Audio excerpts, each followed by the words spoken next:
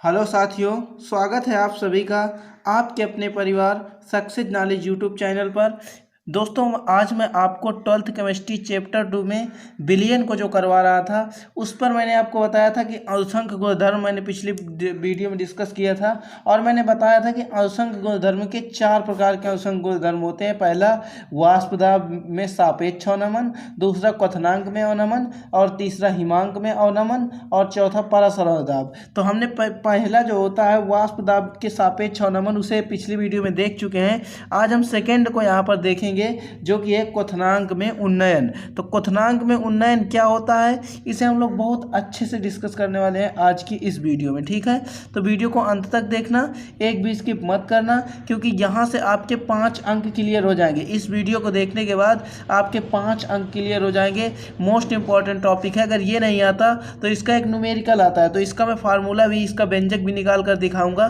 तो वीडियो को अंत तक देखते रहिए, और चैनल पर पहली बार आए हो तो सब्सक्राइब करके बेल नोटिफिकेशन को प्रेस कर दीजिए। देखिए, यहाँ पे हमने इसको बोलते हैं एलिवेशन ऑफ पॉइंट, इसको हम लोग इंग्लिश में बोलते हैं एलिवेशन ऑफ पॉइंट। तो ये भी आप लिख सकते हैं एलिवेशन ऑफ पॉइंट, इसको इंग्लिश में बोलते हैं।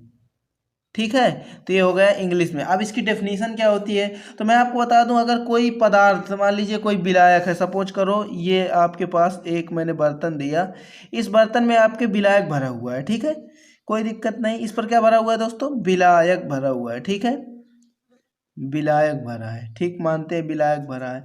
अब इस विलायक पर अगर मैं अवाष्पशील पदार्थ मिला दूं, क्या मिला दूं, इस पर मिला दूं अवाष्पशील पदार्थ। बहुत गौर से समझिएगा, बहुत ही मक्खन कर दूंगा इसको।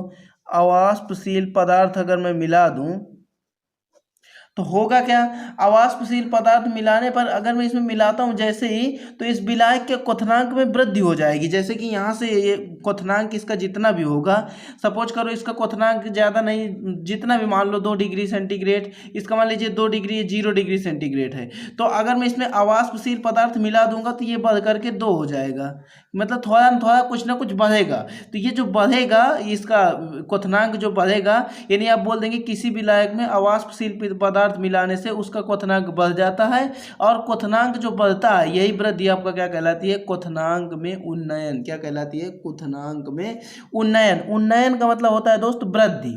उन्नयन का मतलब क्या होता है, वृद्धि। अवनमन का मतलब होता है कमी।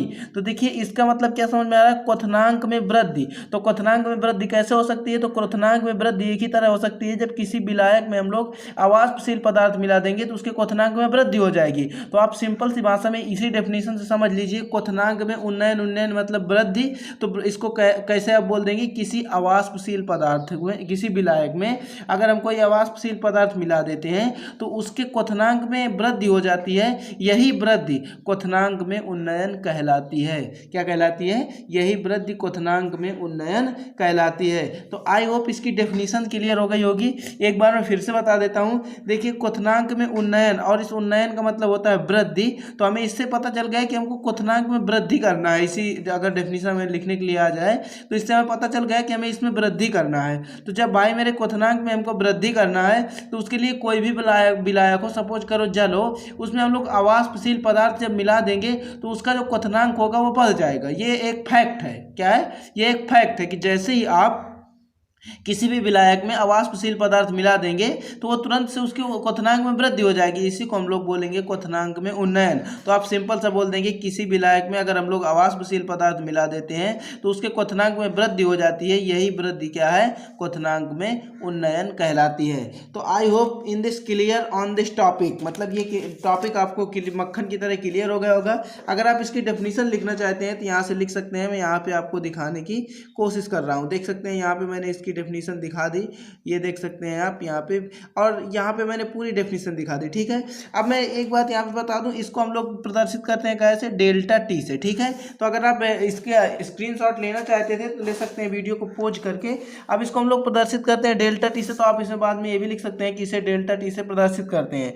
अब हम लोग यहाँ पे देखने वाले हैं क्वथनांक के उन्नयन का व्यंजक। तो यहाँ पे हम लोग लिखेंगे क्वथनांक, ये बहुत इंपॉर्टेंट टॉपिक है। इससे दोस्तों न्यूमेरिकल पूछा जाता है और न्यूमेरिकल 5 अंक में आता है। यहाँ से हम लोग एक फार्मूला निकालेंगे, क्वथनांक में उन्नयन का जो व्यंजक होगा यानी फार्मूला होगा, उसे हम यहाँ पे प्रूव करने वाले हैं। ठीक है, तो ये भी कभी कभी प्रूव करने के लिए आ जाता है, बट लगभग इसका जो न्यूमेरिकल होता है वही पूछा जाता है आपके बोर्ड एग्जाम पर, और 2021 में भी पूछा जाएगा। तो वीडियो को अंत तक ही देखना, एक भी स्किप मत करना। तो देखिए दोस्तों, मैं आपको बता दूं कि जैसे हम क्वथनांक को उन्नयन को डेल्टा टी से प्रदर्शित करते हैं। किसको? क्वथनांक के उन्नयन को हम लोग डेल्टा टी से जैसे प्रदर्शित करते हैं, सेम इसी प्रकार हम लोग आलोक सांद्रता को सीएम से प्रदर्शित करते हैं। ये आलोक सांद्रता क्या होती है, ये मैंने पिछली वीडियो में आप सभी को डिस्कस कर दिया था कि आलोक सांद्रता क्या होती है। इसके बारे में मक्खन के तरीके मैंने समझाया था आपको। ठीक है, तो आलोक सांद्रता को हम लोग कैसे प्रदर्शित करते हैं? सीएम से प्रदर्शित। डाउट नोट पर होगा फिजिक्स, केमिस्ट्री, मैथ, बायोलॉजी सभी डाउट का सफाया। उसके लिए आपको करना क्या है, अपने क्वेश्चन की फ़ोटो खींचना है और क्रॉप करके भेज देना है। 3 सेकंड के अंदर आपका वीडियो सोल्यूशन आपके सामने होगा। क्लास 12 से 6 से लेकर 12 तक IIT JEE मेन एडवांस तक, तो लिंक नीचे डिस्क्रिप्शन पर है। आज उन्नयन डेल्टा टी, आलोक सांद्रता सीएम, आलोक माना, यहाँ पे आप लिख लेंगे, माना भी लिख सकते हैं, होता है बट ये रियल होता है।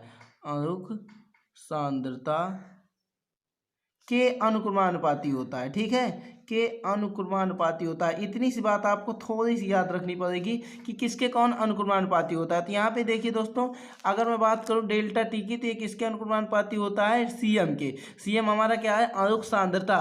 तो आप सिंपल से बोल देंगे ये माना ना रखिए आप, क्वथनांक का अवनमन डेल्टा टी आलोक सांद्रता के अनुक्रमानुपाती होता है। आलोक सांद्रता को हम लोग डेल्टा सीएम से प्रदर्शित करते हैं और क्वथनांक के अवनमन उन्नयन को हम लोग डेल्टा टी से प्रदर्शित करते हैं। अब आपने सुना होगा कि जब भी कभी हम लोग इस प्रोपोर्शनल के साइन को हटाते हैं तो कुछ ना कुछ कांस्टेंट आ जाता है। मैं आपको एक बात बता देना चाहता हूँ यहाँ पर कि आपको एक लाइन तो यहाँ पर थोड़ी सी याद ही रखनी पड़ेगी कि यहाँ पर क्वथनांक का जो उन्नयन है वो आलोक सांद्रता के अनुक्रमानुपाती होता है। यहाँ से आप याद रख सकते हैं डेल्टा टी क्या है आपका? क्वथनांक में उन्नयन प्रोपोर्शनल सीएम, यानी कि सीएम क्या है? आलोक सांद्रता। तो आप यहाँ से बोल सकते हैं कि जो क्वथनांक का उन्नयन है वह आलोक सांद्रता के अनुक्रमानुपाती होता है। ठीक है, अब इसका हम लोग हटाएंगे, तो जैसे ही हम अनुक्रमानुपाती का साइन हटाएंगे तो यहाँ पे आपका जो प्रोपोर्शनल आता है वह आता है केबी। क्या आता है? केबी। तो ये सीएम आपका बना रहेगा तो केबी सीएम हो जाएगा। जहाँ हमारा जो केबी होगा, यहाँ पे आपको बता दूं ये केबी क्या है। तो अगर केबी के लिए आप लोग जानना चाहते हैं तो एक केबी क्वथनांक उन्नयन स्थिरांक क्या है? क्वथनांक उन्नयन स्थिरांक। ठीक है, तो इसके बारे में जान गए। अब डेल्टा के भी क्या होता है। अब मैं आपको एक बात बता देता हूँ कि एक डेल्टा सीएम इक्वल टू एक फार्मूला होता है। अगर मुझे कोई विलायक दिया गया है और उस विलायक की मात्रा को मैं 100 ग्राम के सापेक्ष व्यक्त करना चाहता हूँ, मान लीजिए इस पर कोई विलायक भरा हुआ है और मैं इस विलायक को 100 ग्राम के सापेक्ष, किसके सापेक्ष? 100 ग्राम के सापेक्ष, इसका मैं 100 ग्राम के सापेक्ष इसका मैं निकालना चाहता हूँ आलोक सांद्रता। क्या निकालना चाहता हूँ? आलोक सांद्रता। तो दोस्तों इसके लिए एक फार्मूला होता है, delta CM equal to 100 upon capital W और इनटू में होता है स्मॉल डब्लू अपान में एम। ठीक है, सब कुछ क्या है मैं सब कुछ एकदम क्लियर कर दूंगा इस वीडियो में, बस आप देखते रहिए, सब कुछ क्लियर हो जाएगा, कुछ भी छूट कर जाने वाला नहीं है। देखिए आलोक सांद्रता जो है यह हमारी डेल्टा सीएम होती है। क्या होती है? डेल्टा सीएम होती है। जब हमें कभी भी दिया गया, ये न्यूमेरिकल में भी ये सवाल, ये फार्मूला हमारे काम आता है। अब मैं इसका रीजन भी समझा देता हूँ कि ऐसा फार्मूला ये लिखा गया है। देखिए यहाँ पे है 100 upon capital W. Capital W है विलायक का भार। ठीक है, और ये है विलेय का भार स्मॉल डब्लू, और ये जो अपना स्मॉल एम है ये है विलेय का अनुभार। ठीक है, स्मॉल एम का है विलेय का अनुभार। ठीक, तो देखिए यहाँ पर विलायक का भार और विलेय का भार और विलेय का अनुभार इंटू में 100। तो यहाँ पे मैं आपको बता दूं, जैसे कि सपोज करूँ यहाँ पे एक डिब्बा और है और इस पर 10 ग्राम जल है, इस पर 100 ग्राम जल है, और एक डिब्बा और है इसमें 50 ग्राम जल है। कितना ग्राम जल है? इस पर 50 ग्राम जल है। तो अब आपको जैसे मैं बोलूँ कि इस पर पता लगा के मुझे बताओ कि किस पर क्वथनांक का उन्नयन अधिक होगा, तो उसका पता लगाने के लिए आपको ताप की आवश्यकता होगी कि कितना ताप इस पर है। उसी अकॉर्डिंग आप आप इसका पता लगा सकते हैं। तो उसका पता ओनली मोल अंश से लगता है। किससे लगता है? मोल प्रभाज यानी मोल अंश से लगता है। और मोल अंश का फार्मूला होता है भार बटे अनुभार। तो यही देखिए वेट अपान ये डब्लू का स्मॉल डब्लू अपान कैपिटल डब्लू, यही फार्मूला यहाँ पे दिया गया है। इसीलिए CM इक्वल टू ये फार्मूला आपके पास होता है। इसको हम मान लेंगे समीकरण नंबर 2 और इसको हम मान लेंगे समीकरण नंबर 1। अब हम लोग क्या करेंगे, समीकरण 2 का मान CM के स्थान पर समीकरण 1 में रख देंगे। ठीक है, तो यहाँ पे हम रख देते हैं।